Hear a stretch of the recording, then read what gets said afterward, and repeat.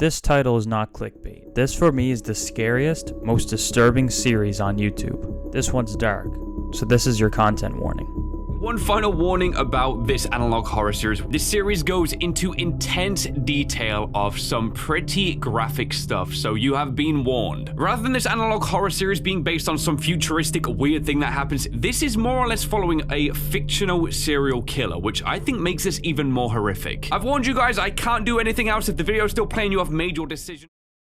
Urban Spook was a channel created on the 29th of August 2022 and is quickly picking up traction and gaining thousands of views every day, with channels like 8-Bit Ryan only making it more popular. The way that Urban Spook portrays its videos is similar to like an early Mandela catalog or Smile tapes, and it really is pretty bare bones in terms of animation or IRL footage, which really helps the series, I think, but more on that later. So without wasting any more of your time, let's start with episode 1.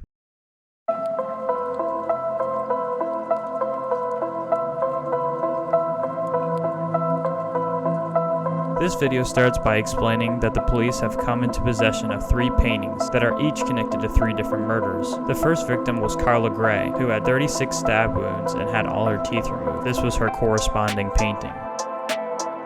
Next victim was Jackie Graham, who died of drowning with 27 stab wounds. This is her painting. And the final was James, who was alive days without a face. This is his painting.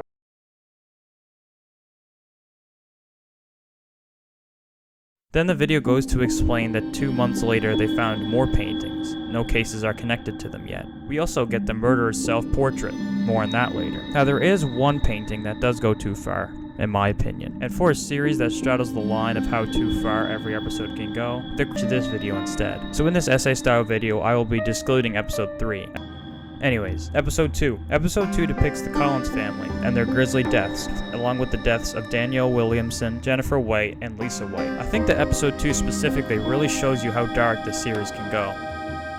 But episode 2 is also where we get the first big bit of information about the killer, how he somehow got into Bill Collins' home without breaking in, so either he had a key or the window was unlocked. Either way, he got into the police officer's home and decided to place his self-portrait in his house, which is really strange. Anyways, now on to episode 4. Now it's possible that the killer did come in through an open window for episode 2, because here he climbed a drain pipe 3 stories to get into the next victim's house, in which there was a huge pile of wax on the floor. There is someone inside the wax. Now, a question I had was, if he's climbing 3 stories, how is he bringing up all that wax? Something to keep in mind. The video continues. The investigator exploring all this goes missing a week later. When they enter his house, they see blood trails coming from the bedroom to the kitchen. They see the number 2 written in blood, a message from Sean Britton, the investigator. He drew this in his own blood. Inside Sean's bedroom, they found a painting. This is the painting.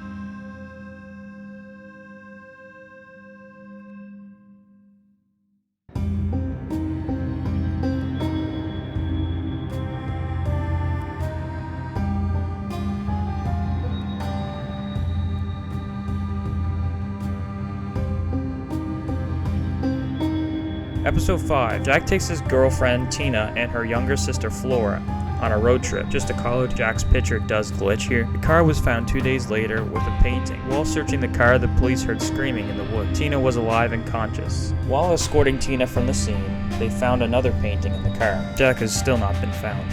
After Tina recovers, she gives her account of what happened, with a specific bit of info being interesting. I remember whispering. Who would the murderer be whispering to? This was a sketch of the murderer based on the description. Episode 6. Former police officer Ian Ford and his wife are the targets. Obviously, the murderer is going after more law enforcement and becoming more ballsy. They find May Ford and their granddaughter both murdered inside, and find a bloody mattress with a quote that says, "Someone's been sleeping here for some time." Further exploring the barn, they found a very large pig that the belly had been sliced open and then stitched together again. Inside the tack room, the police found more paintings. Notice Tina's painting is here. Looks like the murderer is looking for another shot. A destroyed tape was found outside the barn. Though most was destroyed, this is what they uncovered. Look familiar?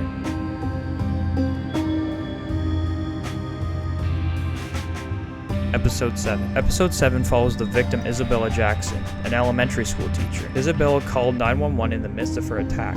However, she provided not her address, but the address of another victim. The address she provided belonged to Janice, Paul, and Zeke. Zeke is still missing. Weirdly, inside the house there was also a painting. Its title had been painted over, except for the words pipe. This is the painting.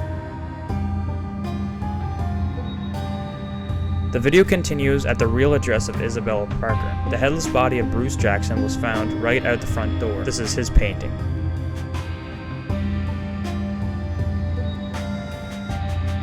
Then, Isabella was found murdered in the bathroom, with a note attached to her. I live where I can't breathe, and I eat without teeth.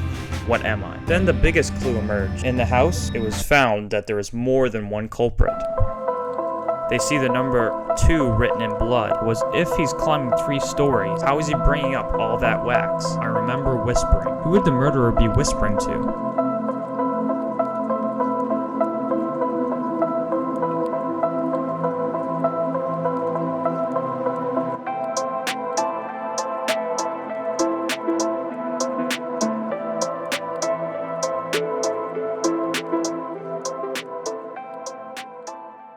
And that's kind of where this series ends for right now. I've heard some complaints that it's too simple, therefore it's not good. And what I say to that is, it's good because it's simple. The way that this series generates horror is not through cheap jump scares or gruesome 3D models. It lets your own mind, it lets you imagine what's happening in a way that almost makes you think, what if I was in that situation? Also, I like the clues that they seed out, especially the clues to reveal to the 2 killers. I thought that was really cool. Overall, this series is really dark and is very good horror. I hope this series continues like it has been.